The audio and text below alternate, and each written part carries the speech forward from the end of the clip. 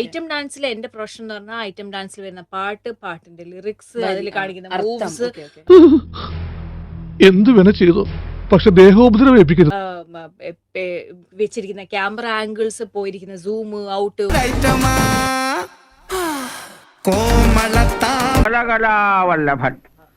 Angles പോയിരിക്കുന്ന zoom out, വയറ്, കൈ. പിന്നെ ഇതിനൊന്നും കൊള്ളുകയില്ലെന്ന് നീ വീണ്ടും വീണ്ടും തെളിയിച്ചിരിക്കുകയാണ് എന്റെ വിജയം.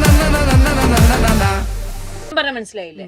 ഇപ്പം നമ്മള് ജസ്റ്റ് ഒരു എക്സാമ്പിൾ ഞാൻ പറയാം. ഇപ്പം ടേക്ക് ഒരു ഒരു ഒരു ഒരു ഐറ്റം ഡാൻസ്. ഇപ്പം ലെറ്റ്സ് സേ മറ്റേ ഇതുണ്ടല്ലോ, ജണ്ടു, ഏതാണ് മറ്റേ, anyway Chameli, whatever, all these item dances, right? Same costume ഇട്ടിട്ട് you can see these girls dancing in ഒരു കല്യാണത്തിന്, അല്ലെങ്കിൽ ഈവൻ ബോളിവുഡിലാണ് ഞാൻ ഇപ്പൊ കമ്പയർ ചെയ്യുന്നത്.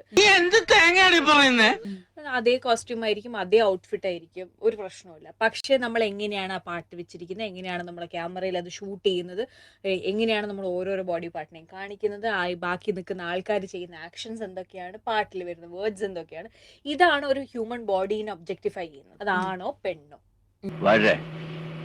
ഞാൻ എന്താണോ ഇങ്ങനെ ആയിപ്പോയത്, താൻ ചിന്തിച്ചിട്ടുണ്ടോ? അത് ഞാൻ പറഞ്ഞ മനസ്സിലായില്ലേ?